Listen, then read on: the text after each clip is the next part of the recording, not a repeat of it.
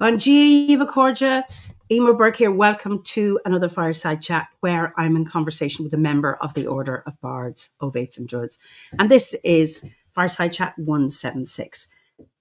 But as is customary, I start with a prayer for peace. Gomara Siacán ar fud na crinne. Gomara Siacán in our jaili agus in our jirha. Gonairi lin lena cuid garmacha. Gamuid buchas dív, je chuvdacha is spirit chuvdacha. May peace prevail on earth. May peace prevail in our homes and in our countries. May our missions be accomplished. We thank you, guardian spirits and guardian deities. For peace. As the fever of day calms towards twilight, may all that is strained in us come to ease. We pray for all who suffered violence today. May an unexpected serenity surprise them. For those who risk their lives each day for peace, may their hearts glimpse providence at the heart of history. That those who make riches from violence and war might hear in their dreams the cries of the lost. That we might see through our fear of each other a new vision to heal our fatal attraction to aggression.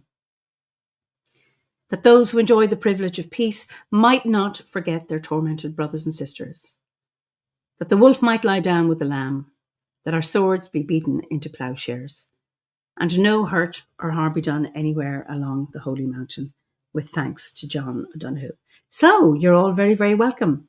And let me see, Western Washington, Wyoming, excuse me, sunny Belgium, actually it's sunny Ireland too, I'm very, very pleased to say. Eastleigh in Hampshire, New York, Pennsylvania, Penzance, West Cornwall, Wanui Beach, New Zealand. Lovely to see you all. You're all so, so welcome. So we are going to Wales. And let me introduce my guest this evening, Mara Starling. Mara, you're so, so welcome. Oh, hello. Yes, lovely to be here. Thank you for inviting me on. We're delighted. Now, I know, are you actually living in Wales now? I know you're from Wales, but are you living, are you on the Welsh No, part? technically. Technically, I'm not. So I'm originally from Ynys Môn, Anglesey, up in the tippy top of the north of Wales, and my family still live there, and I still consider their home. But a few years ago, my partner and I moved just over the border, technically living in England, even though I can see Wales literally out of my window. And we're living now in Chester, which is a gorgeous city, just on the banks of the River Dee or Afon Dyfrdwy. We're only like a short drive away from home, but we get to experience the magic of this city now as well. But we're going to end up back home one day as well. And of course Chester is a Roman town. Yes. Oh, yes, it's gorgeous here. There's so much history. It feels as though you're living in a museum. I'm fortunate enough, I live in the city centre itself, which is glamorous, gorgeous, all these like glorious Tudor-style buildings. And, it's a place where you cannot really go for a walk without stepping on history in some way. One of my favourite walks is down by the river. There's a little path through an area that we call Edgar's Field. And Edgar's Field is nowadays mostly just a park, but on the path as you walk through the field, there's a shrine to the Roman goddess Minerva right there on the banks of the River Dee. So it's almost like you're living in this landscape, which on one hand, yes, is like living in a history museum, like living somewhere where you can feel the echoes of the past really viscerally, but it's also a sacred landscape with the River Dee flowing through with all the goddesses and stories associated with her. And then Minerva right there on the river, a shrine that's thousands of years old that people have come to for so long. And you said it in Welsh. Did you say the Black Avon? You said, you said it in Welsh? Afon Dyfrdwy. So it's similar to Dee, but it's Dwy at the end there. Afon Dyfrdwy translates it really interestingly, actually. That's a topic that I don't see enough people talk about, but it is a really interesting one in that the translation for the name of the River Dee in Welsh is not necessarily River Dee, but instead the river of the water deity, the water divine, water goddess. So it's got the word Dyfr in there, which comes from Dwfr, which is Dŵr, water, and then Dwy, which comes from Dwyfol, meaning sacred, divine, or just Ah. god, goddess, whatever. So it's literally the river of divine waters. Oh, it sounds so much nicer when you put it that way than the D. You mentioned, in addition to Minerva, that there are other goddesses associated with the D. So, what goddesses are there? Oh, yes. So there are some kind of shadowy elements of folklore and mythology that are woven into the history of the Dee. We know of one goddess called either Eirwen or Eironwen, who we don't know much about other than that she is ascribed to in certain texts and referred to every now and then throughout history as being a goddess who lives on the banks of the River Dee, is associated with that river. And she specifically is mentioned as being a goddess who is tied to the fate of battle, to the fate of conflict. So people would pray to her when conflict or war was taking place, and she would have a sway or a hand in what happened during those conflicts. So she would be able to kind of maneuver fate in any direction. But again, she's a very shadowy goddess. We don't know much about her beyond that and her ties to the River Dee. But then there's also the fact that so the Avon Dyfrdwy, the River Dee, it runs directly through Llyn Tegid, which of course Llyn Tegid is the mythological, the folkloric home of Ceridwen, the witch goddess. So when I first moved here, I felt almost disconnected from my home and my heritage, my culture, because though, as I said, I look out my window, I peek my head out the window and look down that way, and I can see the hills of North Wales. I can see Wales directly there. And if I were to live about half a mile down the road, my postcode would be Welsh. But because I'm here, and technically my postcode is an English postcode, which means I have to pay for prescriptions, which I didn't have to do in Wales, it means that I felt this kind of sense of almost as though I was abandoning home when I moved here. It was almost like, oh, I'm Mhm. abandoning the place that I call home. But then Chester, Caer, we have a Welsh name for it, Caer. Chester kind of kept reminding me that I'm not abandoning home at all, that I'm constantly connected to home. One way that that was made apparent is the fact that because we're so close to Wales, you hear the Welsh language constantly. We're specifically very close to North Wales. The A55 runs through Chester, which goes directly up to Anglesey. So people come here to shop and you hear the Welsh language just as you're walking through the town. Very often as well, like pretty much every day when I walk around, I hear people speaking Welsh. So that doesn't seem as like completely foreign to me. It's like, oh yeah, this is just like home. But then the River Dee itself, when I found out that the River Dee connects to Llyn Tegid, to the lake in Bala, Mhm. which is of course the folkloric home of the goddess Ceridwen, who is one of the primary goddesses I work with within my practice, I instantly felt like, no, this can be home for a little bit, for a little while, until I'm ready to return to the island. It's beautiful how rivers connect us like threads, or they're like an umbilical cord, that Yeah. lifeline. And it just struck me, because Chester is a Roman town, and when you think of what the Romans did in Anasman, uh, how yes, but then you have your own. I assume it was. I mean, obviously, it was Welsh British before the Romans came. Caer. Mhm. Does Caer mean city? It does. It's literally, it just translates to mean like a fortification, a fort or a city. So it's very simple translation, just Caer, fort or city. Well, we have Caher, which is fort or Mm. city in Irish. Very, very similar. Oh yes.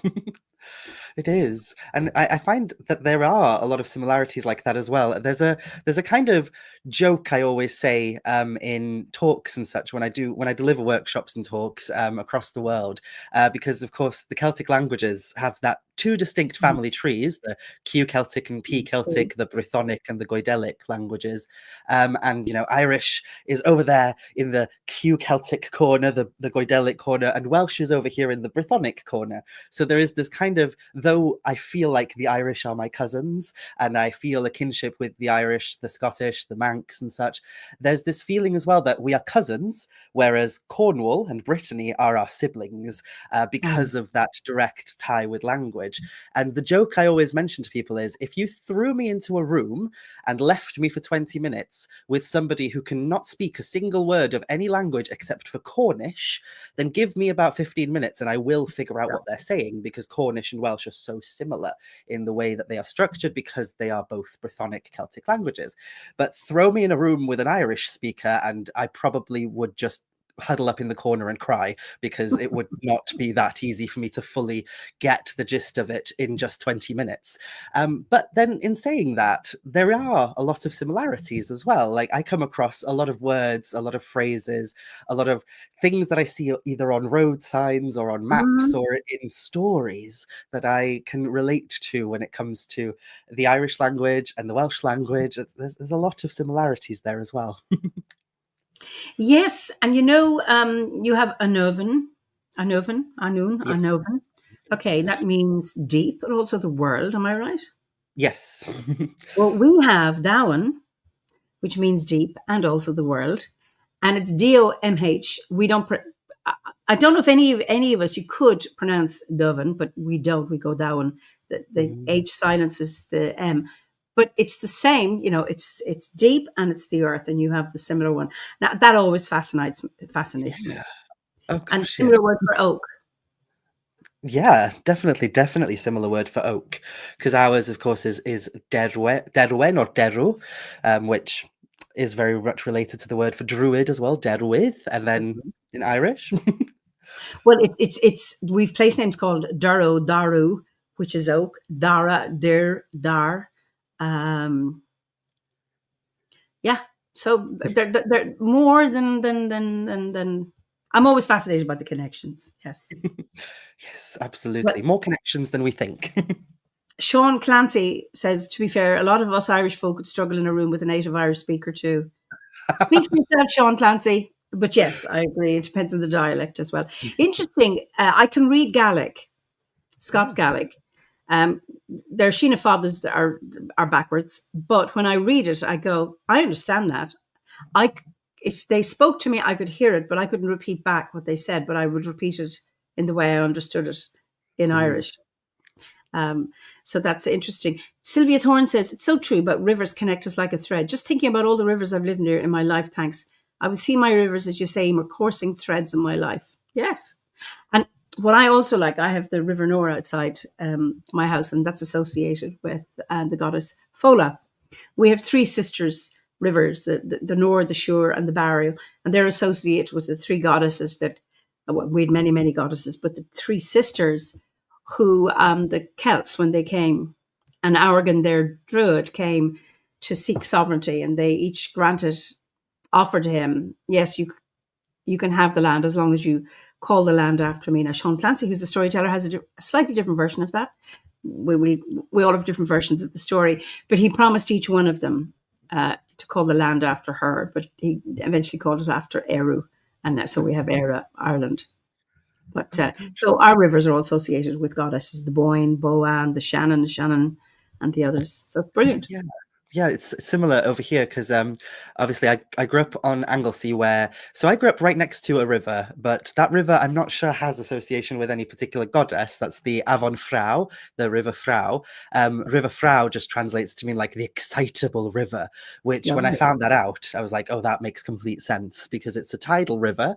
And yeah, Um, she is very excitable. She changes her pattern, her course, and sometimes she's, fast flowing and dangerous, and other times she just looks like a little trickle. It's like you can never quite guess what she's going to do, which was great because I relate to that personality greatly. But then, like across just a little bit further down from me was the Avon Braint, which was a river that I crossed every day going to school, going to college, and such. And that river is associated with a figure that we would refer to as Braint, or in yes. later kind of Christian law, she's called Fireide, which is the Welsh expression of Brigid or Breed. So that's that was something that I didn't know growing up until I kind of found my way onto paganism and druidry. And I love that my druidry, my paganism, my witchcraft has enabled me to deepen my relationship with my landscape, and a lot of it strangely has been through rivers. So yeah, rivers, the threads that guide us.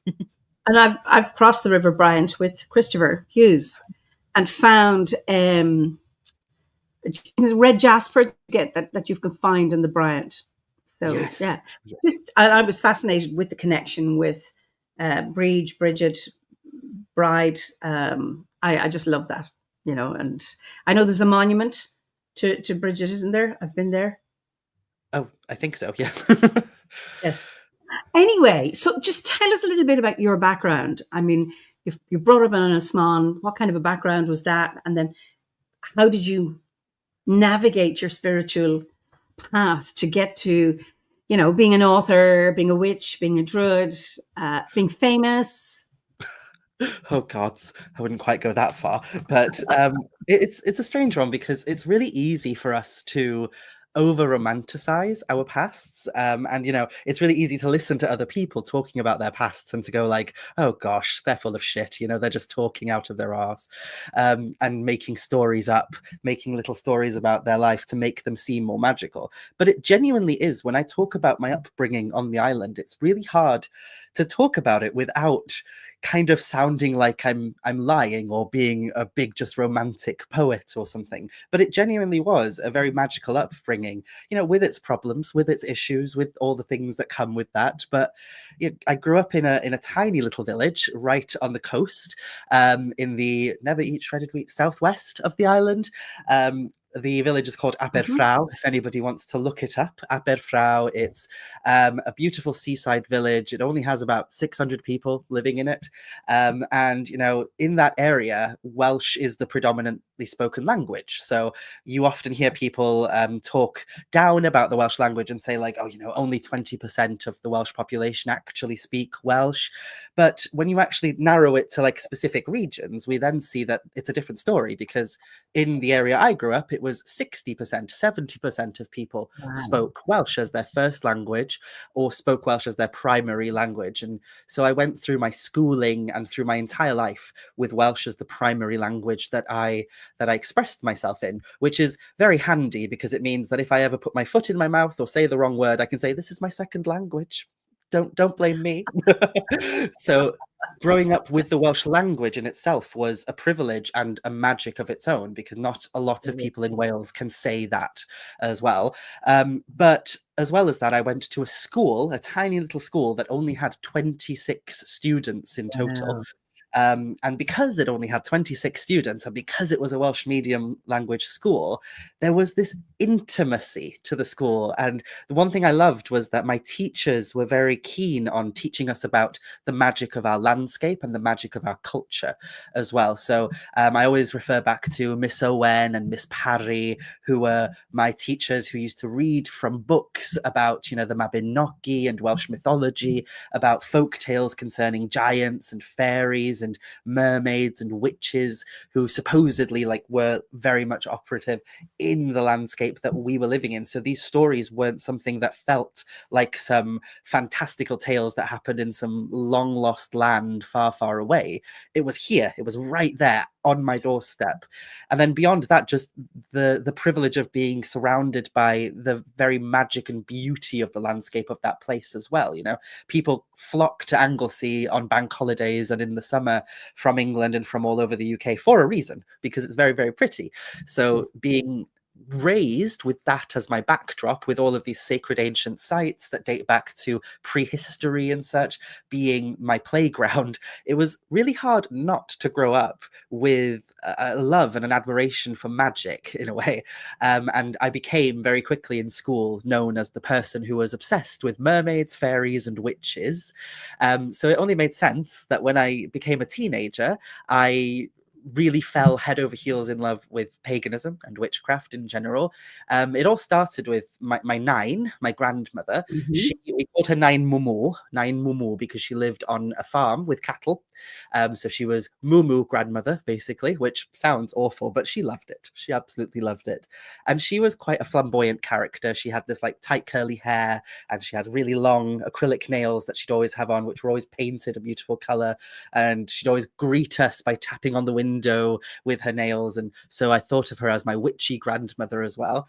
And she had an interest in like what some people in my family refer to as like woo things. She was into crystal balls and tarot cards and tea leaf readings and such, even though she was a chapel going woman, very much a chapel going woman.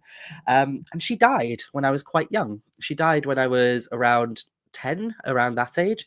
And so when she passed away, I kind of wanted to feel that magic again from her, because she was one of the few people in my family who made me feel like I belonged and was accepted for who I was. You know, growing up in a rural area is very romantic and very beautiful, but when you are However, am, when you are like me, when you are a queer little weirdo growing up in that area, there is this tendency for people to kind of bully you and look down their nose at you. So I was always seen as like the one that was weird, the one that was wrong in some way, because I didn't have the same interest as the mhm, other kids my age and such. And my grandmother never made me feel weird for being into the things I was into. She never tried to shame me for it.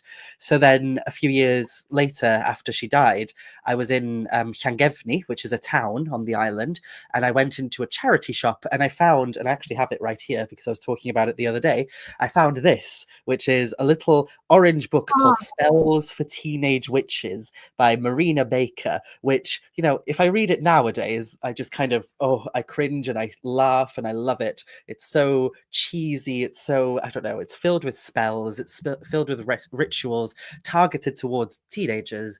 But that was my first introduction to the idea that witchcraft or paganism or some kind of nature based faith that had a belief in magic was a potentiality, was a real, actual, possible thing. So that led me on a little path to finding out more about witchcraft, which led me to meeting my mentor, Julie, who was a witch and she was larger than life and mhm. beautiful. Who she's also passed away now, unfortunately. But she happened to be BFFs with Christopher Hughes, who, of course, was the head of the Anglesey Druid Order, or is still, I don't know why I said Mhm, was, is the head of the Anglesey Druid Order, also a drag queen, also a TV personality. So mhm, then I was introduced to Christopher, introduced to the Druids of Anglesey, to a paganism that was specifically Welsh in nature and its expression. And it all just kind of spiraled from there. It all just kind of blew up from there. And I became absolutely obsessed with not only learning about the magic of my land and my culture, but sharing it with the world because I felt like there wasn't enough info out there. And I remember distinctly one of the first things that Christopher told me when I met him for the first time was if we don't see what we want to see in the world, then we need to create it. We need to put it into reality. So that's why I started doing my YouTube videos. Eventually, during lockdown, my TikTok videos, ventured into the world of TikTok, and then eventually wrote a book as well. So yeah, it all just came from that, from the desire that I had growing up. I always wished there were books on Welsh witchcraft and Welsh magic and such, and there were so few to find that I just thought, well, why am I waiting when I could just make it? So yeah, that's my advice to anyone listening: is if you don't see what you want in the world, make it yourself. Well, that is beautiful. And I mean, we're going to talk about your books in a minute. So Ricky says, of course you're famous. My mum um, asked me about seeing you on TV and asked if I knew you because you were pagan. She lives in Llandrin, Llandrindod. Sorry, Yeah. mangling that. Apologies for that. And was gobsmacked when I said I did. That's from Ricky Gellison. Beautiful. Gosh. Oh yes, the odd little appearances I've done on television. So how many books have you written so far?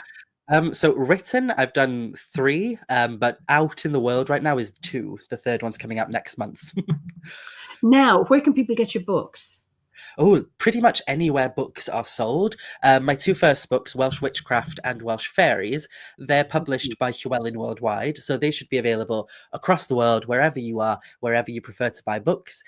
Here in the UK and elsewhere, you can find them on book-selling sites. So, like here, you can find them on places like Waterstones, Blackwell's, all of those places. You can get them on Amazon, but I don't usually tell people to go there. I usually recommend they go to their local bookseller because they're usually happy to order them in for you as well. Or you can ask your library to have them in as Yes. well. It's a lovely way of getting hold of them. My third book is a pagan portal book. So it's one of the smaller books which are much more accessible, and the ones that give you an insight into something but in a kind of bite-sized way. And I was very happy to write one of those for Moon Books.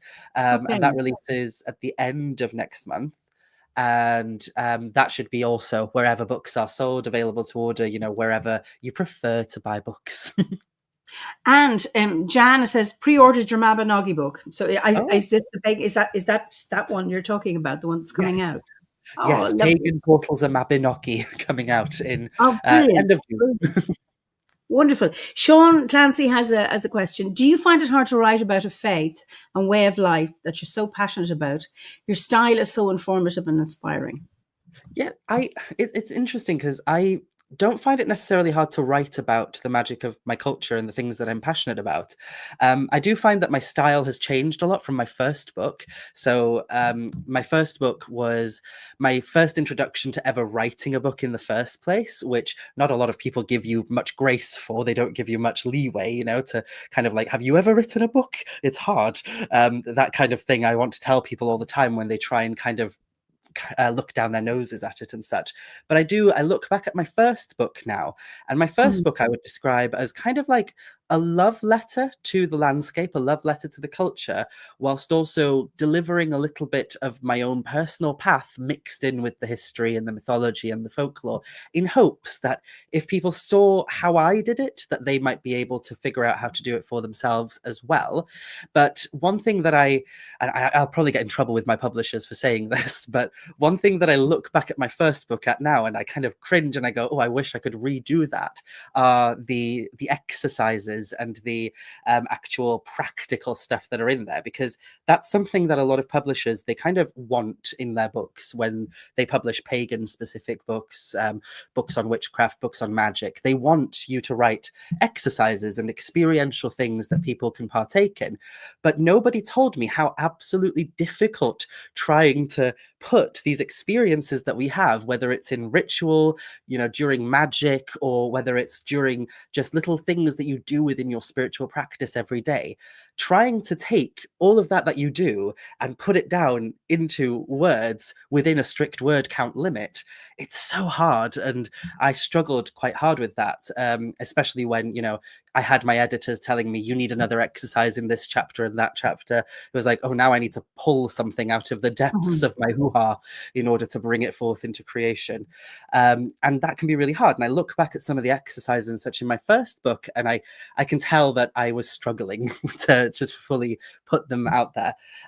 But then as well, when I look at the way that I'm developing now, I'm finding it easier as I go along because I'm learning how to do it and how to kind of express it. But I think the passion helps. If anybody's out there that's thinking of writing a book, that want to write something, but they're thinking to themselves, I just don't know what to write about.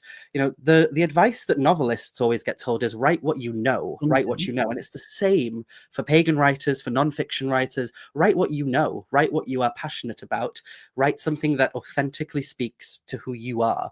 And I hope that that's what I've done with my books. I hope anyway, but I can't speak on that or say that. My readers can decide that for me. But I hear nice things. So Well, there's one here. I loved the love letter aspect of the book. It really resonated, even though Ireland is my focus, not Wales. Pat lives in Northern Ireland. So, and so I haven't read it. So, is that your first book or your second book, the love letter aspect? So the first book is more like a love letter. It's called Welsh Witchcraft, a guide to the spirits, lore, and magic of Wales. And it was kind of a mixture of different things because I kind of shared as much information as I could about the culture of Wales within a magical context, because that was all the information that I struggled to find growing up. I would read books about paganism and witchcraft, and constantly they would talk about gods and goddesses and practices and rituals oriented around spirits that were from landscapes that were thousands of miles away from me. And I always kind of read these books and I thought, how does this fit into where I am? And surely, if they are speaking of gods associated with these landscapes that are so far away, we have something here as well. And of course, that led me on a little journey to figuring all that out. And it was through the help of people like the Anglesey Druid Order and Christopher and, you know, my friends and my mentors, that I really figured all that out for myself. And so the book is kind of like partly an investigation into the history and the lore and the magic of Wales through a pagan witchcraft lens, but then also is a little insight into how I kind of took inspiration and information from the past and implemented it into a practice that was rooted in the modern world, because we are people living in the modern world. So, you know, it's about taking these things and putting them, applying them to the real world. And so because of that, there are a lot of like personal experiences and such in there as well, which some people really don't like. But I find when I read witchcraft books, I like that, because I don't want just this is the lore. You know, you can buy old books on folklore to find that. What I want is, how are people interacting with this lore? How are people interacting with these gods? So yeah, there are some people that don't like it, but I'm still happy I did it that way, because like I said, it was a love letter to home, essentially. Well, another great and informative book. So you're getting a nice response. So how did the one about, because I've seen your videos of you, um, you're so animated, you know, not quite flying, but almost flying in a landscape and talking about fairies and you know, inviting the viewer to follow you into another place. So how how is the second book different from the first one? So when I wrote the second book, I kind of I did a bit of a boo-boo, really, because one of the things I did with my first book, keeping in mind that, you know, I'm not 30 yet, I'm still in my 20s, I'm still young, even though I might not look Yes. it, and I'm a sensitive little thing, really. So of course, when my book was released, I ran over to the reviews to see what people thought, which is a piece of advice that every author has told me, do Don't not do. do. Don't go read the reviews. The reviews are not for you, they're for other readers. People are silly and they will, you know, they'll put a 1-star review and write a review that's like, oh, I thought this was something different, so I'm going to give it 1 stars because I made an assumption and I was wrong. And yeah, there are a lot of reviews like that. But I also took a lot of the reviews that talked about how, you know, they weren't very appreciative of the more personal touches throughout the book, the ones that talk about my own personal journey. So my own story of how I connected with certain deities, of how I came to practice a witchcraft that was rooted in my own landscape, and how I kind of interact with these stories and elements of my culture and such. So when I went to write my second book, I thought, I want this book to be less of that and more just, you know, exploring the stories and the myths and lore with like a little bit of that personal stuff, because we're still going to like be providing people with an insight into how to, you know, approach these things from an operative and a practical and a modern perspective and context. So it's not just a list of stories and such. So when I went about researching and writing Welsh fairies, and it was kind of the book that I knew I was going to write. I knew I was going to write one about fairies because my entire life up until that point had been oriented around my love for fairy folklore and fairy mythology and belief and such. So I knew I wanted to write one specifically to Wales. And in that book, I kind of basically deep dived into various topics, and it's kind of a shame, really, because a lot of people, I think, read the title of the book, Welsh Fairies, and they make a decision on whether or not it's for them based on that, because they will think or assume that it's either a collection of stories about fairies, which it's not. There are plenty of books that do that already, so I didn't want to do that. Or they'll think it's only about fairies and nothing else, and maybe they don't have an interest in fairies. But the fairy beliefs, the fairy fairy faith within a Welsh cultural context, at least, as I'm aware, very similarly over in Ireland, Mm. they are interwoven into the beliefs of the landscape in general and connected deeply with our stories, our mythologies, our deities. So the book doesn't just explore fairies, it explores the concept of the other world. Like, what is the other world within a Welsh cultural context? Who lives in the other world? Do people live there? Is it an afterlife? Is it not an afterlife? Who are the gods associated with the other world? Like, so there's a chapter based around Gwynap Nudd. There's a whole Mm. chapter where I talk about deities associated with the other world, such as Rhiannon and Gwydion. Even Gwydion has an association with fairies and the other world. And then the primary thing that I really wanted to touch upon, because my work focuses on witchcraft within a Welsh cultural context, was the way in which magic and magical practice has been heavily tied with fairy beliefs and the fairy faith in Wales. Mm. So with that book, I kind of pulled away from sharing too much of my own personal stories, even though it is there occasionally. There's like one or two bits in there that I do that, but I tried to pull away from that and focus instead on, right, what are these stories? What are these beliefs? What are these folk tales? How do we interact with them? How do we understand them? And how can we know them on a deeper, more visceral level via explorations to do with like looking into history, looking into etymology, looking into folklore, and looking at practice? So that book was kind of more so, it was a lot more work. It took me around 5 years to write that book, whereas Oh, Welsh Witchcraft I wrote during the pandemic. So I wrote it in about a year and a half. So it was a much more kind of hands-on task. With Welsh Witchcraft, it was kind of like I was writing what I knew, and with Welsh Fairies, it was more I was challenging myself to dig deeper into what I knew. So I'm very proud of the second one, even though I know it probably sounds conceited to say that I'm proud of it, but I am. I I'm should very hope proud of you the second are. I should hope you are proud. There's some questions for you, some Mairead. Um, how and where did you do your research for Welsh witchcraft? I'd love to do more research myself and be interested to know if there's a specific library you went to, like Eimear's one, for example. So a lot of my research into Welsh witchcraft was kind of in various different parts, I would say. A lot of it came from books, obviously. So a lot of it involved hunting down rare and out of print books. One of the leading figures in when you look at the more academic study of witchcraft within a Welsh cultural context is a guy called Richard Sugget, and his book, A History of Magic and Witchcraft in Wales, kind of acted as my primary source for the first book. And he's brilliant. He's so passionate about the history of witchcraft in Wales, and he has written that book as well as another book. And I managed to find both of them. And back when I was writing it, his the book, The History of Magic and Witchcraft in Wales, that was out of print when I initially went forth to try and find it. And I had this really strange story where I was trying desperately to track it down. And then one day I got a random phone call from an unknown number, and I answered the phone, and it was a woman from a shop in Hay-on-Wye, of all places, the book town. If you're a book lover, do look up Hay-on-Wye. And she kind of was sheepishly on the phone going, "Is that Mara?" And I didn't know who she was. So I was like, why is this random person calling me? Is this a scam call? And she said to me, "I've heard that you're looking for this book. I have it, and you can have it for £15." And I thought, who is this, and why are they offering me the best deal ever? Because the cheapest one on eBay was £300. Yes. So yes, I will take it for £15. If this is a scam, I'm down £15. And I had a weird story to tell people, but it wasn't a scam. I actually got the book. So Wonderful. strange things and synchronicities seem to happen to lead me to being able to write the book, really, to find these sources.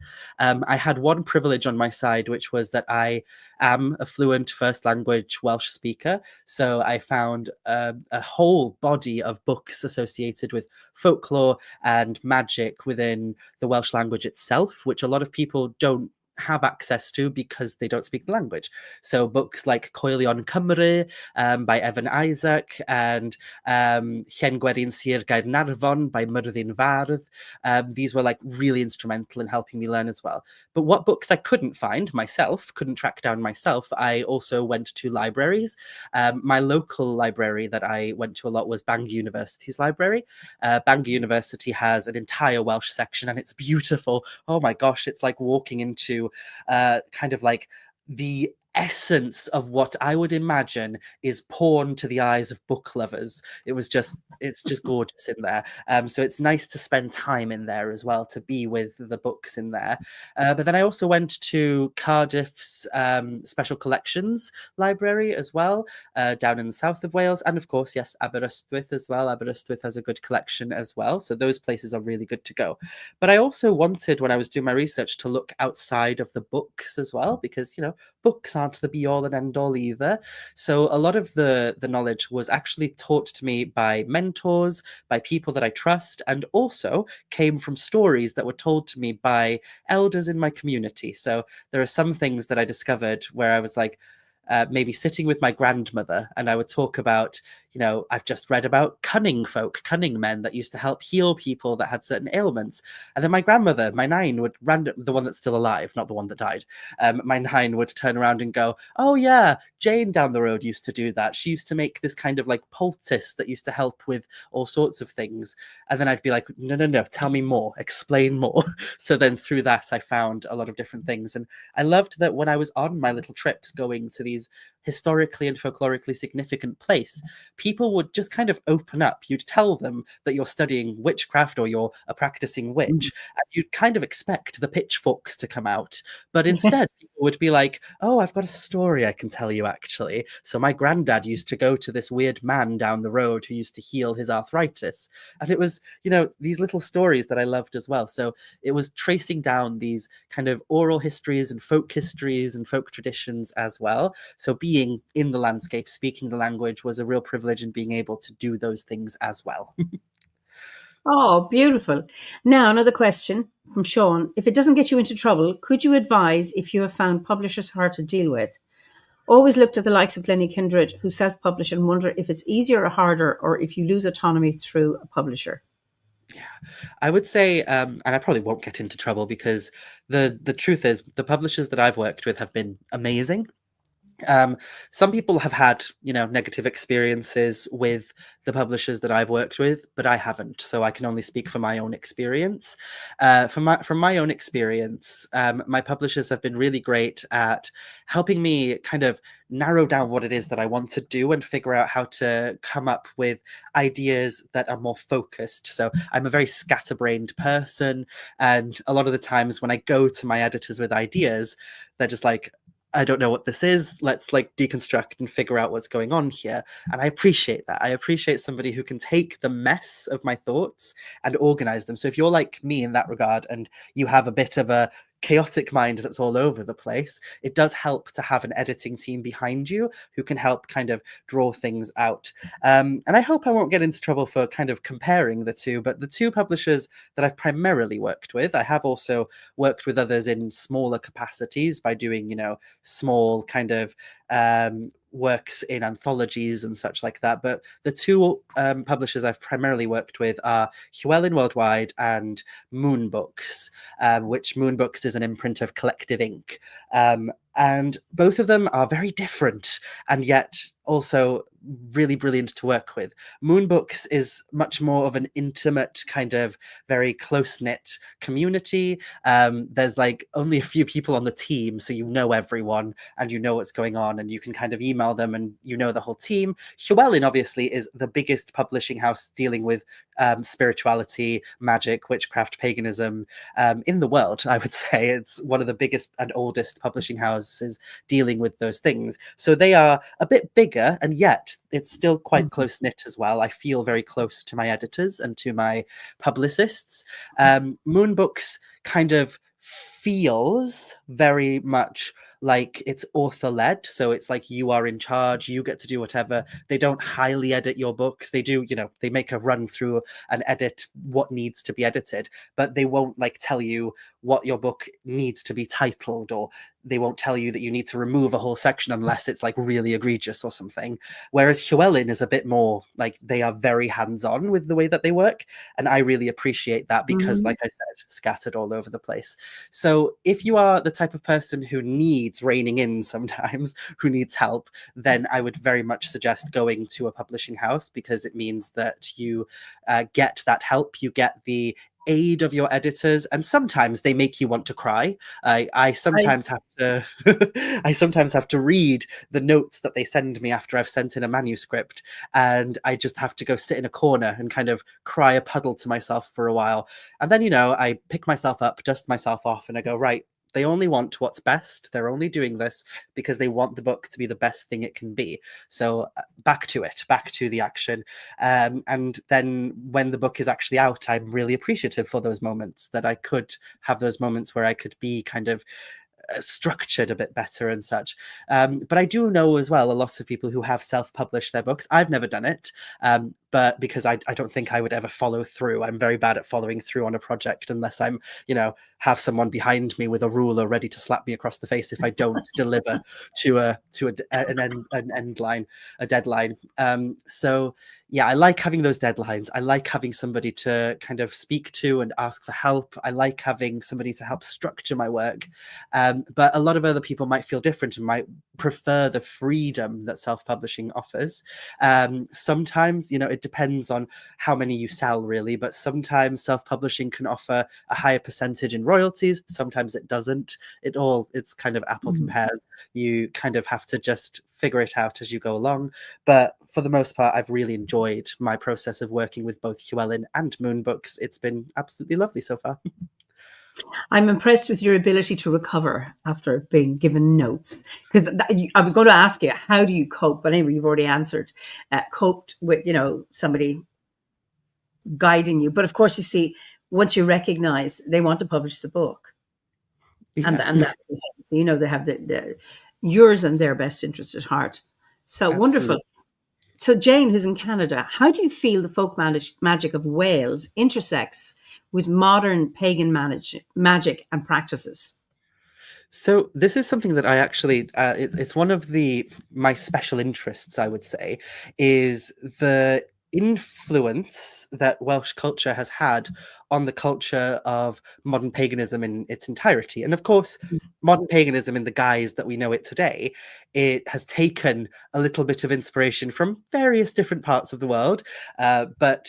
Because modern paganism, especially modern witchcraft as we know it today, was primarily built on the kind of groundwork of British people who were looking to the magic of their landscape, their lands. And back then in the 1950s, when they were forming these religions and these organizations and such, they had this very rooted belief that they kind of had free picking at every culture that existed in kind of what we see as the Mhm. United Kingdom. So they would pilfer Wales and Scotland and Cornwall, and they would do whatever they wanted with it because it was theirs, because they were British. And then they would also look over the water to Ireland, and they would go, of course we can Yeah. look to Ireland, why not? So you see influences of Irish culture, of Welsh culture, very prominently in traditions like Wicca, traditional witchcraft, and then also really heavily in Druidry as well, where the Welsh influence is very clear on Druidry because of the influence of people like Iolo Morgannwg,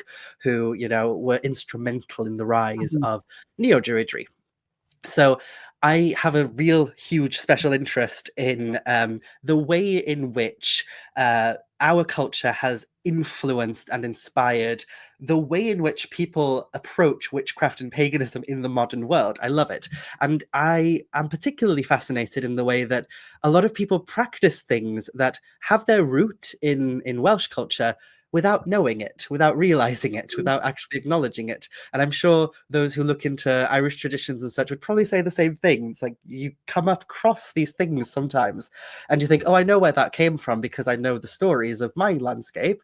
But do other people know that that's where it Mm. came from? So one of the things that I haven't had confirmed yet, but it's something that I'm really fascinated by, is the concept of the year and a day in the initiatory process, which is something you see in a lot of modern pagan traditions, that before you get initiated into a tradition of witchcraft, that you have to study for a year and a day, which I've never heard anyone really explain why a year and a day succinctly, but my belief has always been that it's attached in some way to the mythology behind Ceridwen, who created a potion of pure awen, of inspiration. That story in and of itself is an initiatory story in and of itself, so it's very much, in the same realms of initiation. You can see why people would turn to that as an inspiration for initiation. Inspiration for initiation, that sounds fun. But then in that story, Ceridwen, in order to create this potion of Mm. awen, she has to study, work, and gather ingredients for a year and a day, and that's how long the potion takes to steep. So, in my mind, that there was a clear connection between those two things.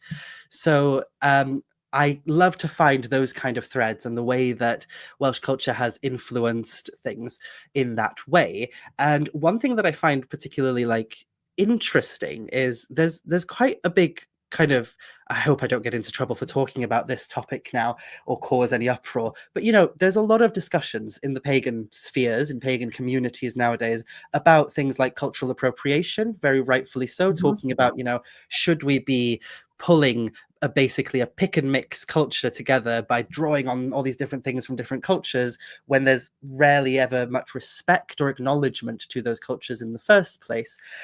So I like that we're talking about these things. I like that we're discussing them. And one thing that comes up a lot is the idea that Wicca, as it exists, is a religion, is a faith that, a lot of people see as controversial. They see it as a controversial belief system because they apparently view it as a belief or a religion that was built almost entirely on cultural appropriation, which, we could discuss and debate that for ages, whether or not it was.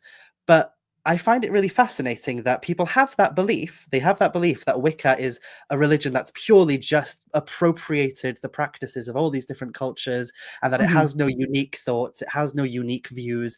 It's just different cultures smushed together to create this modern witchcraft that was very popular in the 50s and 60s and onwards. But then, in the same breath, when people read books like mine and they see things like the concept of working magic within a ritual circle or calling to the four elements, they will criticize the book for being too Wiccan. And I just always kind of turn around and I go, so let me get this straight. Wicca appropriates everything from other cultures, but if I practice magic that draws upon similar things to what Wicca draws upon, I am just Wiccan in my belief system, and therefore my book is just Wicca, but with a Welsh expression. Do you not think that if you believe that Wicca culturally appropriated things from other cultures, that maybe the cultures they appropriated things like, those things that you're criticizing my book for being too Wiccan, were Welsh in the first place? So I kind of, obviously there's a lot to it than that, there's a lot of nuance to that conversation, but it's something that I find really interesting is Mhm. there's obviously been a lot of influence from the Celtic cultures in modern paganism and witchcraft, and I don't think people acknowledge it as much as they should. And I'd love to explore that, and it is something that I have been exploring. I've delivered talks on the subject, but yeah, it's a fascinating one. It's almost like you can't win in that regard. No, If you you are can't. no, if you are Wiccan, you're just appropriating. But if you're not Wiccan, then you must just be Wiccan anyway secretly. I don't know. I don't know how it works. It's very, very interesting. Sylvia, this is something. Oh, there's an echo. Anyway, Oh, thanks so much for being compelling today, Mara Starling. Listening to your fire forged, strong, perfect King's English through your bearing and manner, awesome feminine divine energy of light and courage. that's lovely. Thank you. Oh my goodness. Isn't it lovely? And It is. Cara Louise Jones, do you know any chants from Wales? I'm looking for a chant that connects to the landscape and belonging, but language less. Oh, so in terms of chants and such, it's difficult because a lot of our chants, a lot of our so our culture, as most of the Celtic nations' cultures, is an inherently bardic culture. It's a bardic tradition, a bardic culture at its root. In our national anthem, we call ourselves Gwlad Beirdd a Chantorion, which translates to a land of bards and singers.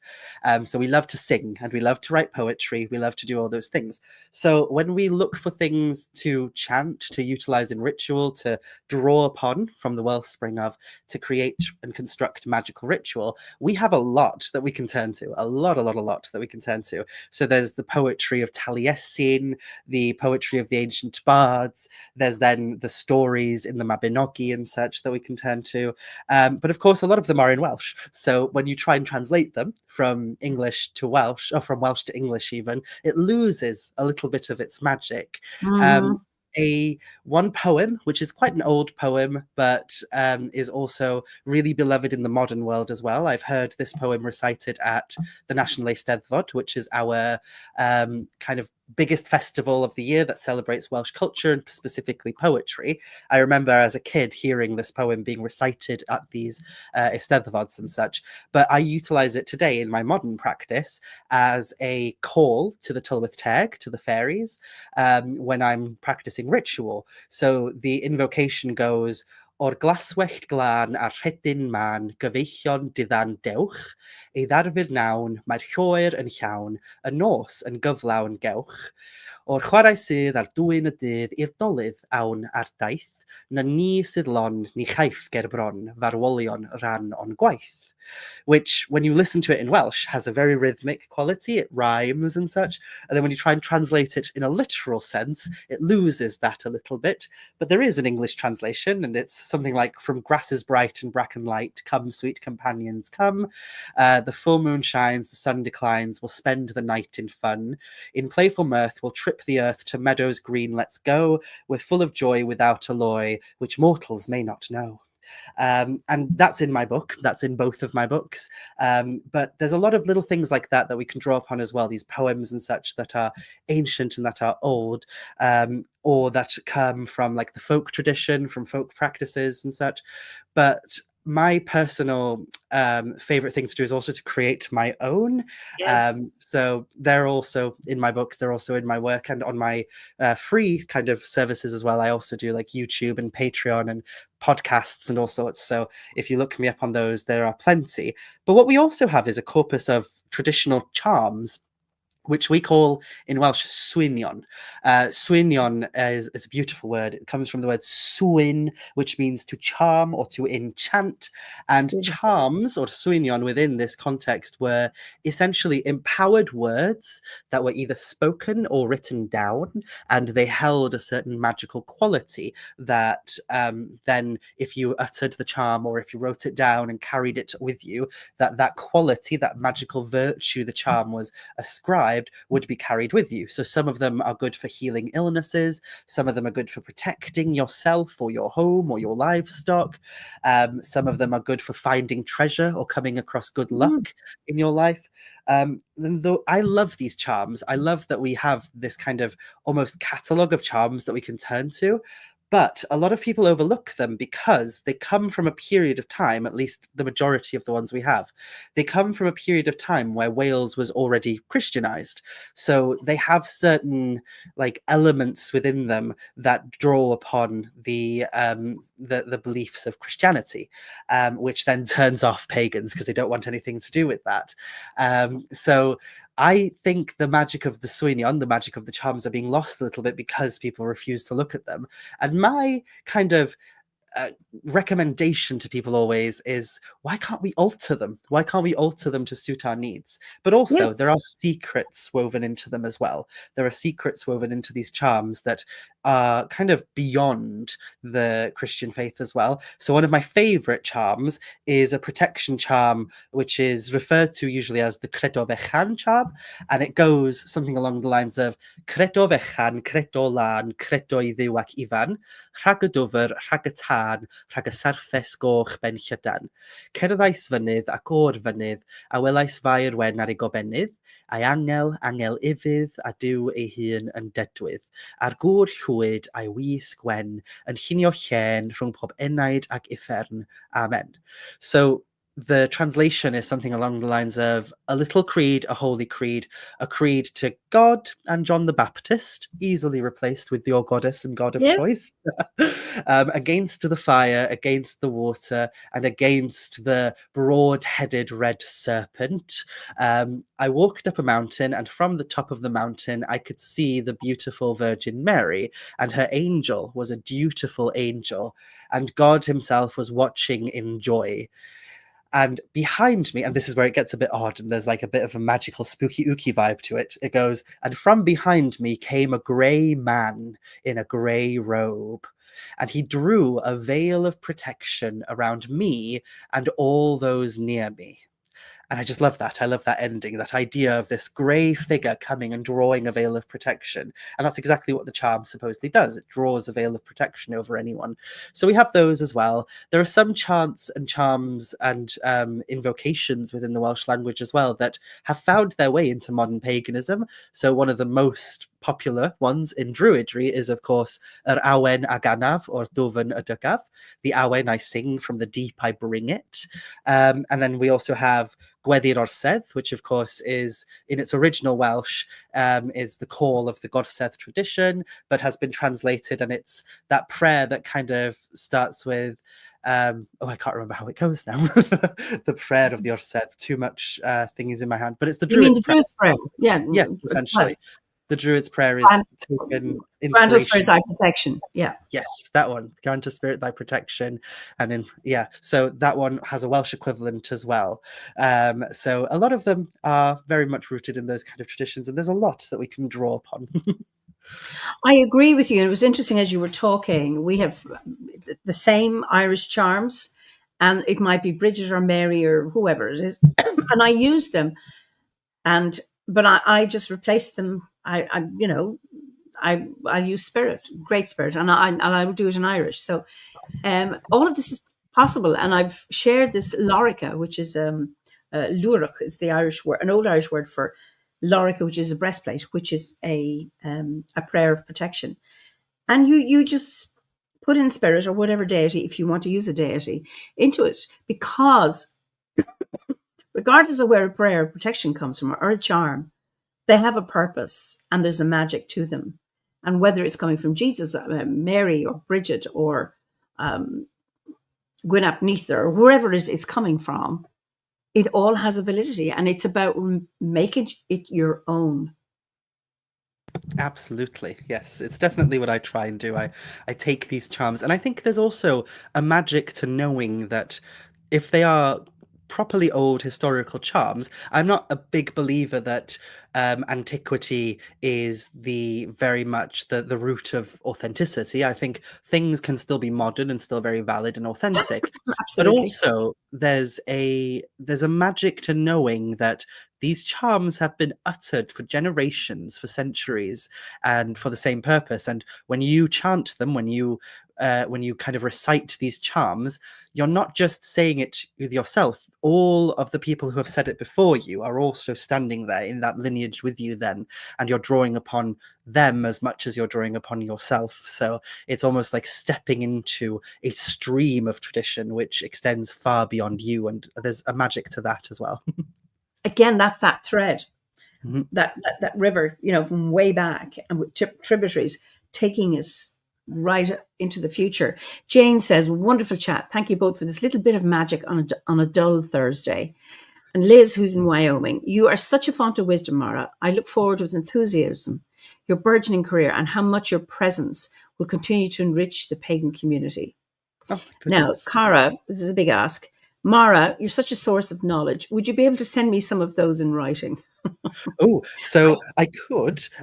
So my email address is very, very simple. My business email address is just mara.starling@gmail.com. So if you would like them in Mara writing, I'm putting it in here, yes. And but gmail.com. but beyond that as well, they are all in my books and in some of my online material. So if you don't have an interest in buying my books, that's fine too. I also have YouTube videos, and some of them are already on YouTube and such, ready to look up as well. So do have a look on there. But yes, if you want them just in writing from me, that's very easy for me to copy and paste them over to you. That's very kind of you. And Sylvia says, thanks for reiterating the importance of making the experience your own. We must always navigate our own ship. Absolutely. Absolutely. So it's been such a joy talking to you. And, we've gone over the hour. And I'm kind of uh, a concern. Well, what would you say? A concern you have for the modern world. This is going off piste now. Oh gosh, a concern I have for the modern world. I think there's been a tendency lately to scapegoat, and it's something that I'm seeing more and more every single day, where there's this desire in the world to find a cause for all the problems that we have. And I understand that need tremendously. I understand it because, we are living in a time that is in many ways unprecedented, though I would argue a lot of the things that are happening are very precedented. We had the signs of these things many years ago, and a lot of people didn't act or didn't believe that it was happening. So now that we're seeing the effects of that, whether it's through, the constant spiral of these strange beliefs and views and hatred and intolerance just growing and such, or whether it's, the cost of living crisis, the fact that people are struggling with just living their day-to-day life and such. So amidst all this, I understand the need that some people have to find a reason why certain groups, certain individuals might be the blame. But I think it's important that a concern I have in particular is that I don't think enough people are questioning what the motives of certain very influential figures who are making it very known who they believe the scapegoats of these situations should be. What are their motives, and what are they trying to sway your head away from? What are they trying to hide in the process? And I hope I'm not going to conspiracy theory when I say that. I just mean that, when we have these billionaires and these politicians standing in front of us telling us that the woes of the world, that the problems of the world are all because of trans people, immigrants, queer people in general, because of Palestinians, because of every single group you can think of that is the new scapegoat of the week. When you have these really big, rich billionaires and politicians standing in front of you saying that, how long will it take for people to stand up and go, could it not be you? Could it not be the rich people in charge that maybe are the issue, rather than the poorest of the poor, the most marginalized people, the most at risk people, rather than those tiny minorities of people? Could it not be the ones with the actual power at the top? So a concern I have is that we are turning our heads away from the real problem and finding people to blame. And I think it's time we start realizing and acknowledging that we are more connected than we are separate. And, if anybody's watching this and they have fallen for the belief that trans people are inherently dangerous and evil, well, here I am, a trans person in front of you. I hope I don't look dangerous and evil. And I promise you, I'm not just one of the good ones. It's not that there are bad trans people and I'm just one of the good ones. No, most trans people are like me, living their lives day by day. Do you really think I'm to blame for why you can't afford rice at the grocery shop, or why you can't pay your bills, or why there's a war going on here, there, and everywhere lately? It's about time that instead of looking at people like me, or people who are on benefits, or people who have come here from war-torn countries, it's time we start looking at those who are in charge, who have a lot of money, and going, why aren't you doing more? And why are you choosing the most vulnerable in society to act as the scapegoat in these situations? And I think part of that concern for me, and it's something I touched upon when I was at the Winter Gathering last year, is, a big part of druidry and magic and witchcraft for me throughout my entire life, throughout my entire practice, has been trying to live in accordance with the wisdom of the trees. Druidry is very much rooted in the wisdom of the oak, the wisdom of the trees, the wisdom of the grove. Witchcraft, in one of the words for witchcraft, or one of the words for witch in Welsh, is gwyddon, which means they who are aware of the power of trees, they who are linked with the trees in some way. So I always say, the forest takes care of its brethren, the forest takes care of its own. are we doing that as pagans? Are we living in accordance with the wisdom of the trees? And what could we be doing to live in better accordance with the wisdom of the trees as we move forward?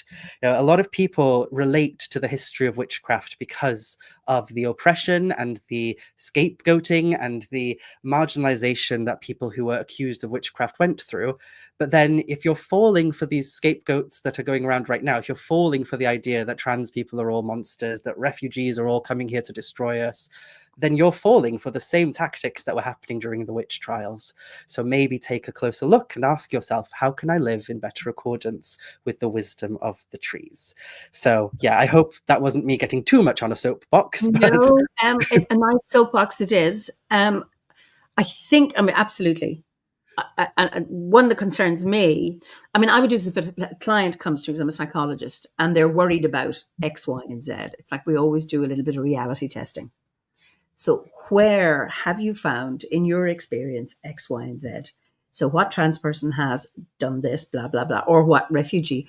Let's look at this. Can you find concrete examples of where you've seen it? If you've seen where a certain person with a particular recognizable characteristic has hurt you, fine. You can, people can get frightened because they can, once bitten, twice shy.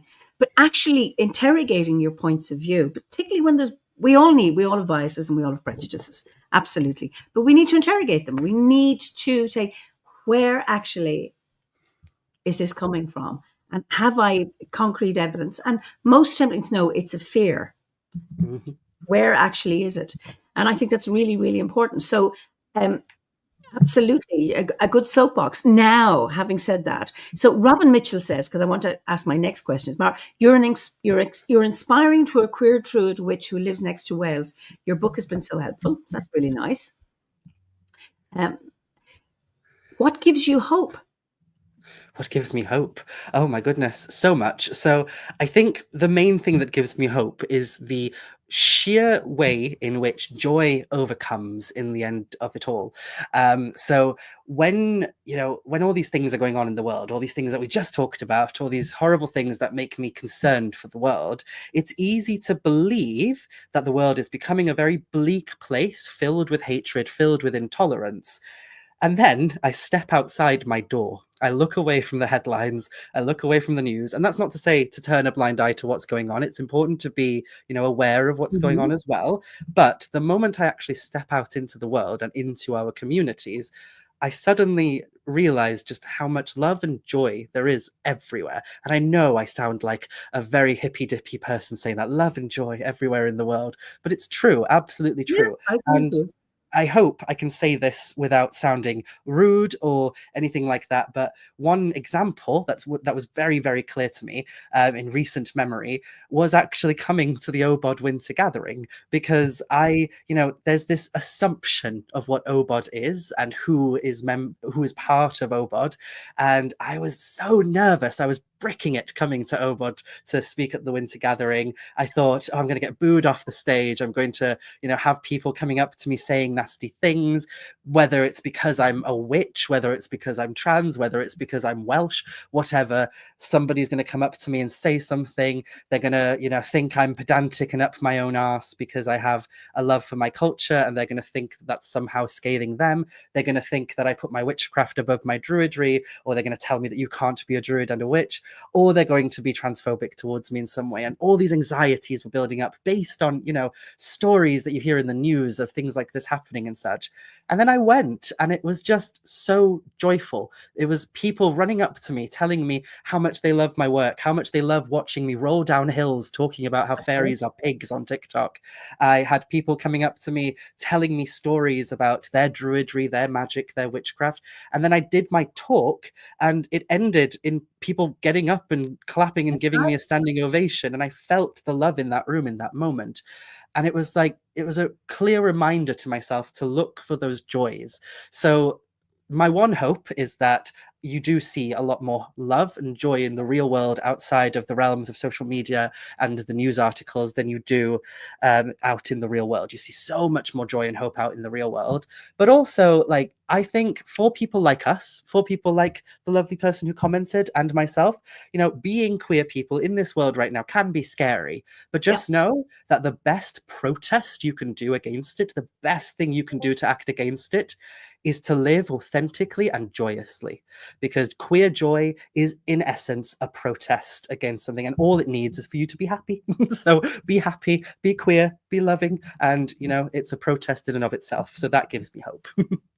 Living your own life and as being as authentic as you can. And for those who weren't at the winter gathering, um, Mara's talk is on Druidcast, so you can hear it. And she did get a standing ovation. Absolutely, it was amazing. So you need to, funny when my first gathering, OBOT gathering, I was worried because I'm Irish. I didn't know how I'd be accepted. Coming into Glastonbury, what I saw was an English Druid order, although it's global, and I was very impressed with the welcome I got. But people came up to me and said, "Oh, I'm Irish, or I've got a relatives or whatever it is." But I didn't know that because I'd experienced anti-Irish stuff during the Troubles and all that stuff, with our histories. And being a member of OBOD has healed the wound between the two countries for me. So, been really, really important. And I think it's about living joy. And Fable says, queer joy, yes, the joy of life. Emrys says, oh, I've got tears in my eyes, Mara and Eimear, you're fantastic. I didn't expect to be hearing all this when tuning in today. Well, neither was I. I have no idea. I mean, I knew I was talking to to Mara, but we never know where the conversation leads. And it's been such a joy. Absolutely. There's a question I ask. What's the most reckless thing you've ever done? Oh Apart gosh. from running down hills, challenging fairies. But what would you say has been the most challenging thing you've done? Most challenging thing I've done.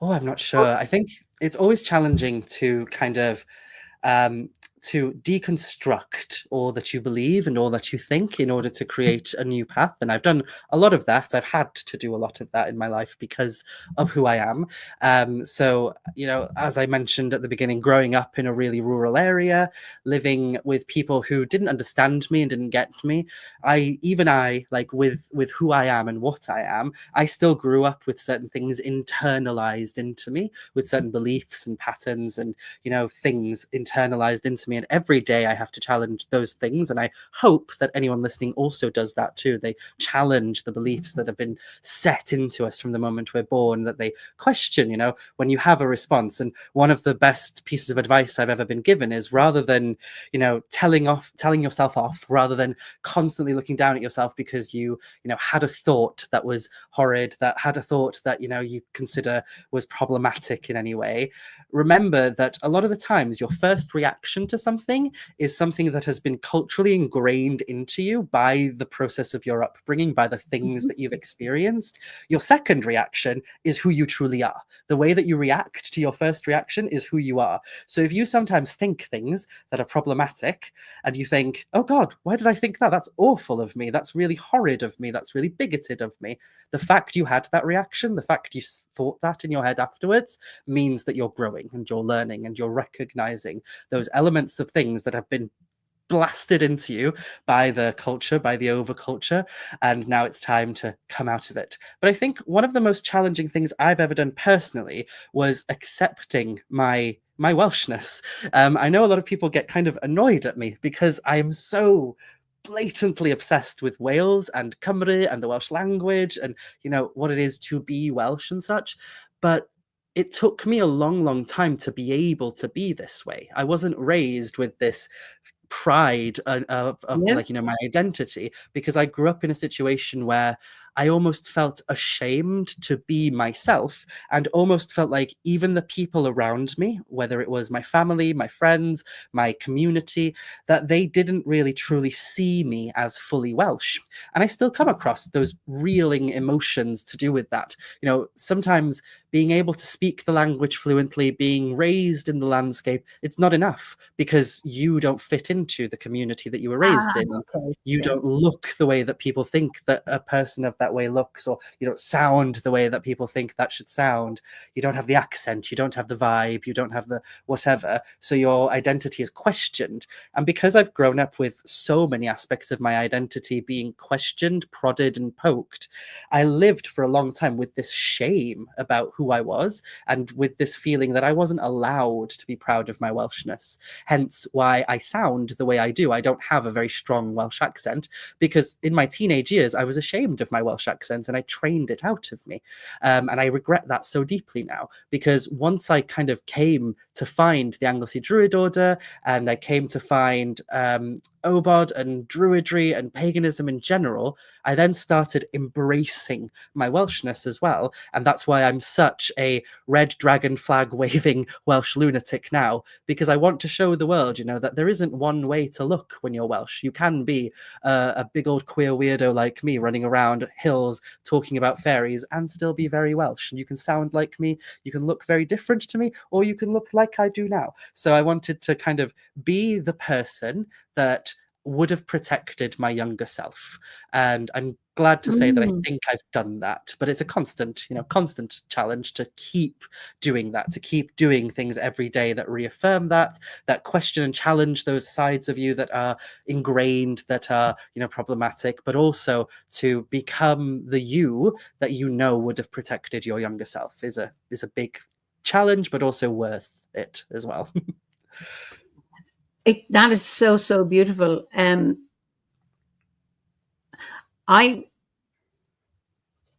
I mean, you're not yet 30. This sounds very patronizing, and this is not what I'm saying because it was through my training as a psychologist is where I learned as an adult to go back to my younger self and be the support to my younger self that I could have been had I had the sense of life experience. Of course, you don't, but you know, you're a very young adult going back to that younger self, which is brilliant. That you have that incredible wisdom early. And one of my regrets is that I didn't wake up sooner. But then I don't know, I could have woken up sooner. But you know that I hadn't trusted myself much earlier because I let myself down by not listening to myself.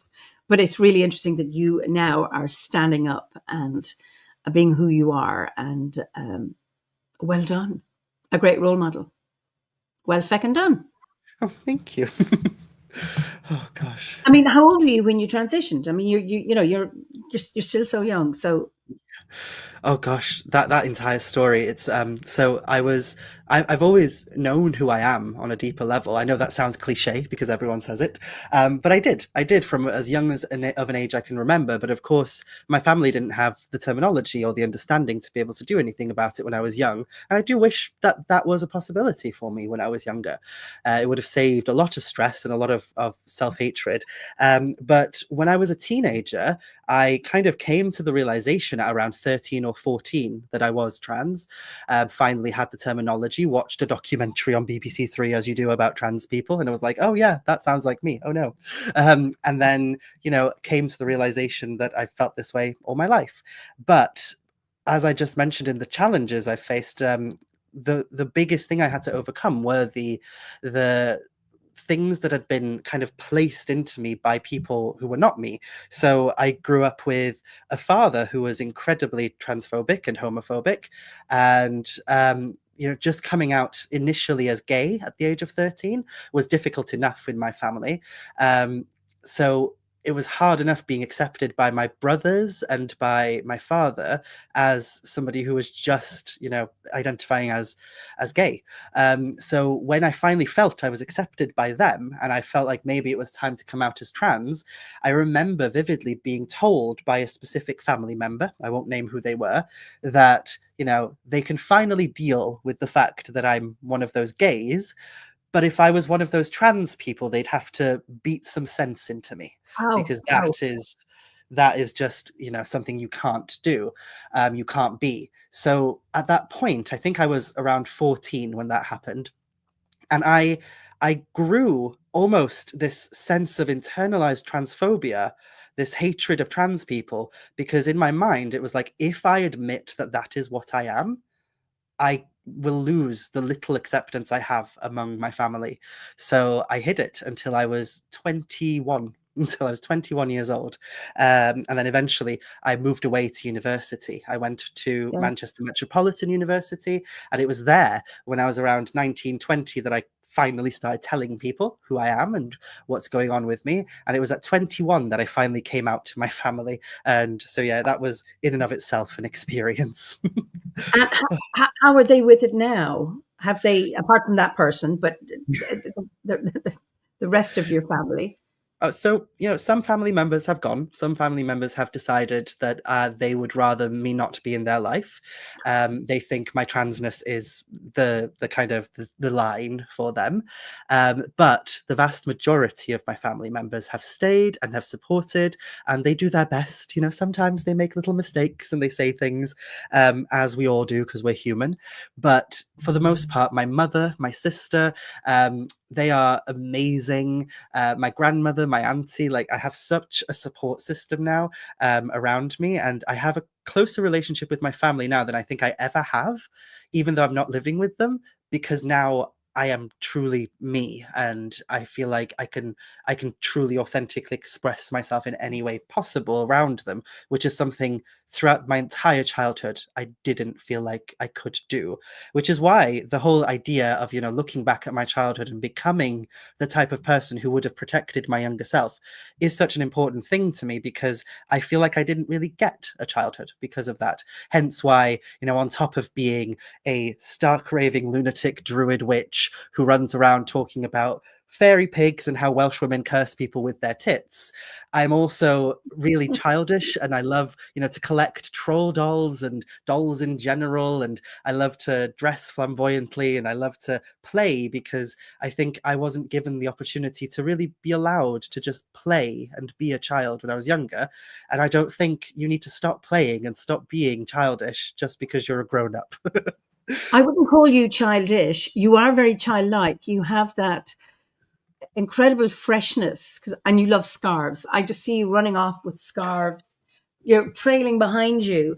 And the thing is, I think if ever, whenever we become ourselves and express ourselves as we truly are, we pay a price. Mhm.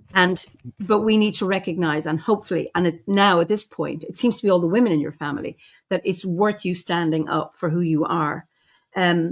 I did that. I took a stand and I paid a price. But I can say it was worth it, because the price I paid for not being who I was and not trusting me was far higher than the price I paid for being who I am. And I think for all of us, being who we are, I'm willing to stand up. Now, my life wasn't in danger. So, but my I suppose not my physical life, but my psychological, my spiritual safety, Yeah. that's a different one. But anyway, it worked out in the end. Um, okay, Ricky says you have little choice but to grow old, but you get to decide if you want to grow up. That's true. Exactly. Mara, this is from Jan. You bring so much joy being you and have taught me much. Nimi, Mara, you speak so eloquently. Gabriella, your authentic self is a joy to the world, Mara. Uh, and then somebody else says, their loss, not yours. I'd be very proud to be part of your family. And Fable says, dear gods, I'm so sorry that was said to you. Um, and Karasu, the dreamer. I didn't know that I was non-binary until I was in my 20s. I never had a name for it and was given zero freedom of expression as a child. I mean, I was given zero expression as a child because children were seen and not heard, and we didn't contradict to our betters, etc., etc.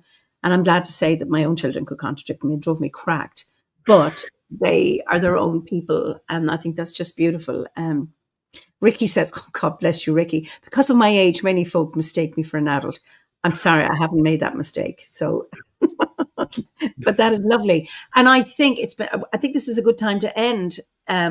Although we could, you know what, Mara, we could go on and on and on and on and on.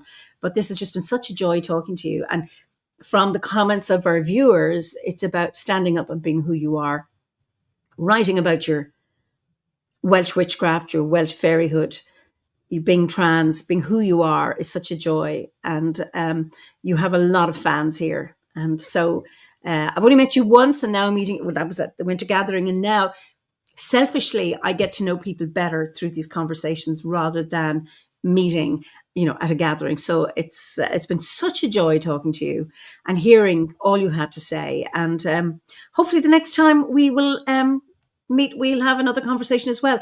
So from Ricky, Mara and Eimear, diolch. And Deborah says, keep doing it, Mara.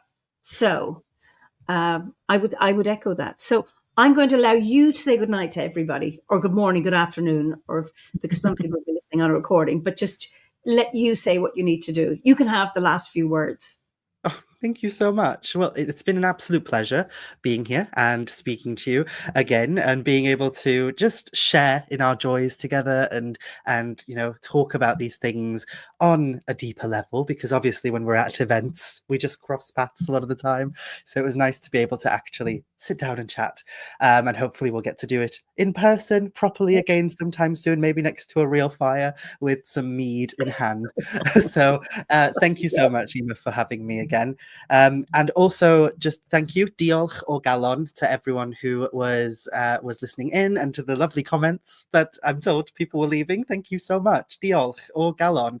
And if you would like to interact with my stuff more, then just be warned that I am like a rash. I'm very hard to get rid of now that you've brushed up against me, and hopefully you don't want to get rid of me.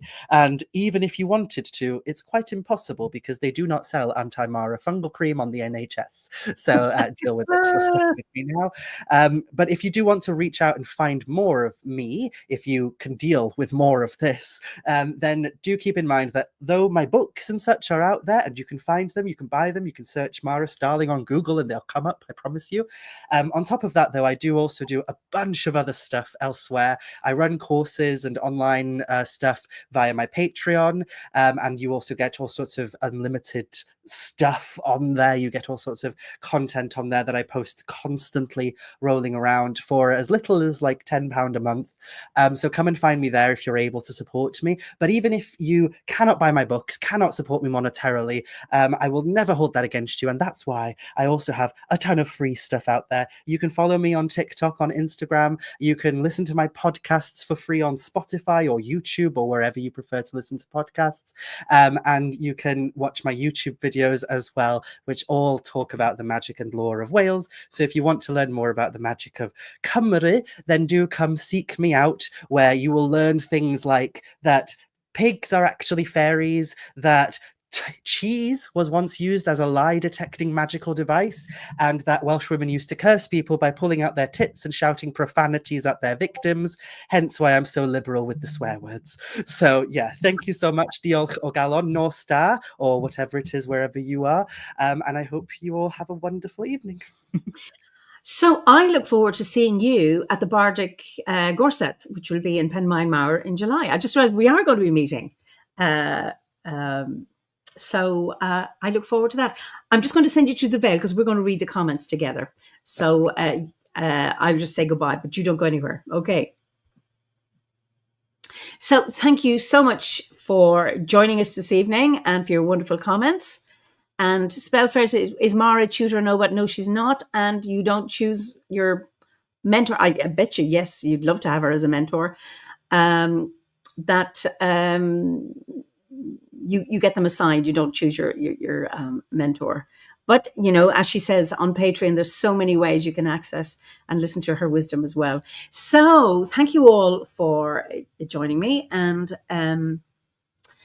so have a good evening, good morning, good afternoon, or if you're watching a recording. And I look forward to being back here in 2 weeks' time. And it'll be experimental, because it'll be from a campsite in Glastonbury, where I'll have two guests, but we'll be all on the one screen. So hopefully that will work out, because that will be the Thursday before our summer gathering in Street. So with Glastonbury and Street are very close to each other, but I'll be camping halfway between Glastonbury and Street. So it'll be outside. So in the meantime, be well, be safe, and good night, live. Slán.